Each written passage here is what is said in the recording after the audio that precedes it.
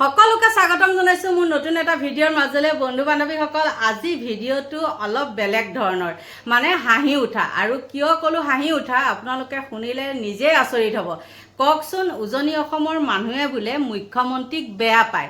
এতিয়া কথাটো কৈছোঁ, উজনি অসমত যেতিয়া বিজেপিৰ এখন মিটিং দিয়া হয়, সেই মিটিংখনত আপোনালোকে দেখে কিমান মানুহৰ সমাগম হয়। আৰু জানো যে তেওঁলোকে ক'ৰবাৰ পৰা মানুহ মেনেজ কৰিও আনে, হয় নে নহয়? কিন্তু মাইকী মানুহবিলাক গৈ পেলাই মুখ্যমন্ত্ৰীক দেখাৰ লগে লগে কেনেকুৱা হাবিয়াস কৰে, ফটো একপি তুলিবলৈকে বা চুমা এটা খাবলৈকে কিমানখিনি কৰে আপোনালোকেতো দেখিছে।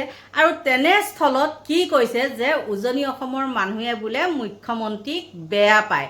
আৰু কাজিয়া লগোৱাৰ মেইন মানুহজন হ'ল মুখ্যমন্ত্ৰী। ঠিকে আছে, মানি লৈছোঁ মুখ্যমন্ত্ৰীয়ে, কিন্তু মুখ্যমন্ত্ৰীক আপোনালোকে ভোট দিছিলে কিয়?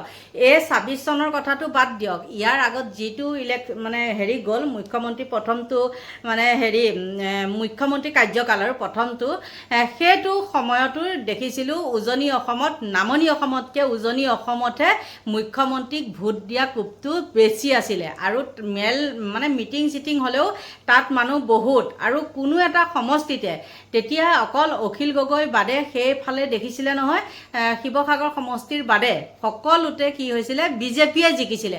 যদিহে বিজেপিক বেয়াই পায়, মুখ্যমন্ত্ৰীক বেয়াই পায়, তেন্তে হ'লে তেওঁলোকে কিয় ভোট দিছিলে?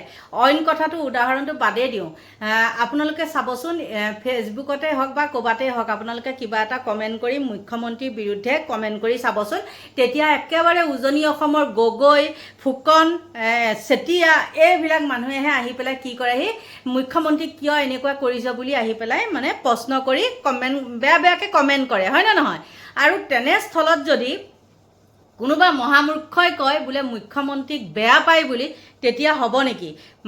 কোনো এটা সমষ্টিতে সেইফালে মুখ্যমন্ত্ৰীক বেয়া পোৱা মানুহ নাই বুলি মই ভাবোঁ। কাৰণ তেওঁলোকৰ যিবিলাক মিটিং দেখোঁ, মানুহ অহাটো বাদ দিয়ক, মানুহৰ কথাটো বাদ দিয়ক, কিমান মানুহ অহা সেইটো বাদেই দিয়ক, কিন্তু মহিলাসকলক আপোনালোকে দেখে নহয়, মেইন হ'ল মহিলাসকল।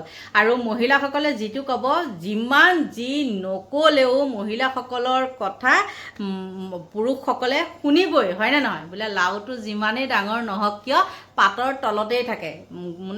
একে মহামূৰ্খ হ'লেও পত্নীগৰাকীৰ কথা পুৰুষসকলে শুনিবই, নিজৰ পত্নীৰ কথা মতা মানুহজনে শুনিবই, হয় নে নহয়? মই বাৰু মিছা কথা ক'লোঁ নেকি? যদি মিছা কথা কৈছোঁ আপোনালোকে ক্ষমা কৰিব দেই।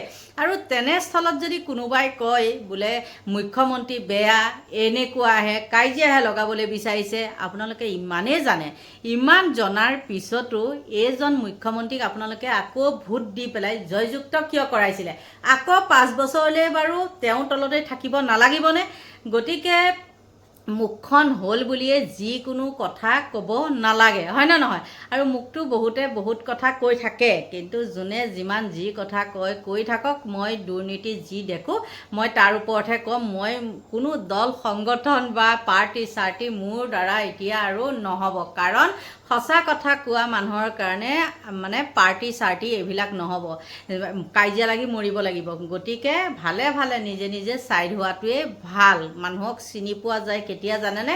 কিছুমান বিপদৰ সময়ত মানুহক চিনি পোৱা যায়। গতিকে সকলোকে চিনি পালোঁ, সকলোকে হেৰি কৰিলোঁ, এইবিলাকত নাই। এতিয়া মুঠতে ৰাজনীতিত মই নাই দেই, আৰু থকা হয় আপোনালোকে নিশ্চয় দেখিলে হয়, কিন্তু মই নাই। এতিয়া কথাটো সেইটোৱে, যিখিনি মই হেৰি কৰিলোঁ, আজি এটা সৰু ভিডিঅ' ক্লিপ এটা মই পালোঁ, পাই পেলাই তেওঁলোকৰ কিছুমান কথা। আৰু সৰ্বানন্দ সোণোৱালৰো আজি এটা বক্তব্য শুনিছিলোঁ, কি কাকো শত্ৰুতা কৰিব নালাগে, নিজৰ ব্যক্তি স্বাৰ্থতকৈ ৰাইজৰ স্বাৰ্থটো হেৰি দিয়ক। তেওঁ সেইষাৰ কথাই ক'ব, বৰাক ব্ৰহ্মপুত্ৰ সেইবিলাকেই কথা ক'ব। মেইন মানুহজন ঘাই মানুহজন আছিলে, সেইজনে একদম শেষ কৰি দিলে অসমখন। অপ্ৰিয় হ'লেও কিন্তু এইটো সত্য কথা, হয় নে নহয়? সকলোৱে বিশ্বাস কৰি তেওঁ কি কৰিছিলে, ভোট দিছিলে। আৰু তেওঁ কিহত লাগিলে? কিবা কিবি লিলিমাই কৰি মেলি তেওঁ নিজৰ বাপটো মুখ্যমন্ত্ৰীৰ ওচৰত দিবলৈ বাধ্য হ'ল। যিমানে যি নকওক বোলে কাৰ সাজি কৰিলে কিবা কৰিলে, কিয় তেওঁ একেবাৰে বৰ অজলা কজলা নেকি? সেইটোতো নহয়, নোম টেঙৰ। গতিকে তেওঁ কথা আমাক শুনিবলৈ দৰকাৰ নাই। আৰু উজনি অসমৰ মানুহে হিমন্ত বিশ্ব শৰ্মাক যদি বেয়া পায় বুলি কোনোবাই কৈছে, সেইটো যে একেবাৰে গোকাত মিছা কথা। আৰু কিয় ক'লে, কেনেকৈ কৈছে আপোনালোকে ভাবিব পাৰে এজনী মানুহে মিছা কথা কৈছে, কিন্তু পঢ়াখিনি মই কেনেকৈ দেখাব পাৰোঁ আপোনালোকে চাই লওক। উজনিৰ ৰাইজৰ মতে হিমন্ত বিশ্ব শৰ্মা ভদ্ৰলোক নহয়। হিমন্ত বিশ্ব শৰ্মাই অনাহকত সংঘাত আনিছে মানুহৰ মাজত। হিমন্ত বিশ্ব শৰ্মাৰ দুৰ্নীতি ৰাজ্যজুৰি চৰ্চাৰ বিষয়। দেখুওৱাৰ দৰে জনপ্ৰিয় নহয় হিমন্ত বিশ্ব শৰ্মা। পিপলছ পালছৰ সমীক্ষাত বিস্ফোৰক তথ্য। আপোনাক দেখুওৱাৰ দৰে বা বিজেপিয়ে প্ৰচাৰ কৰা ধৰণে জনপ্ৰিয় নহয় মুখ্যমন্ত্ৰী ডক্টৰ হিমন্ত বিশ্ব শৰ্মা। উজনিৰ ৰাইজৰ মাজত মুখ্যমন্ত্ৰী হিমন্ত বিশ্ব শৰ্মাৰ নাই গ্ৰহণযোগ্যতা। এয়া কোনো বিৰোধীৰ অভিযোগ নহয়। পিপলছ পালছ নামৰ সংস্থাটোৰ সমীক্ষাত প্ৰকাশ পাইছে এই বিস্ফোৰক তথ্য। শেহতীয়াকৈ পিপলছ পালছ নামৰ সংস্থাটোৱে ৰাজ্যত এতিয়া কওকচোন, এইখিনি কথা বাৰু সঁচানে? একেবাৰেতো সঁচা নহয়। মই কোৱা কথাখিনি বাৰু মিছা নেকি?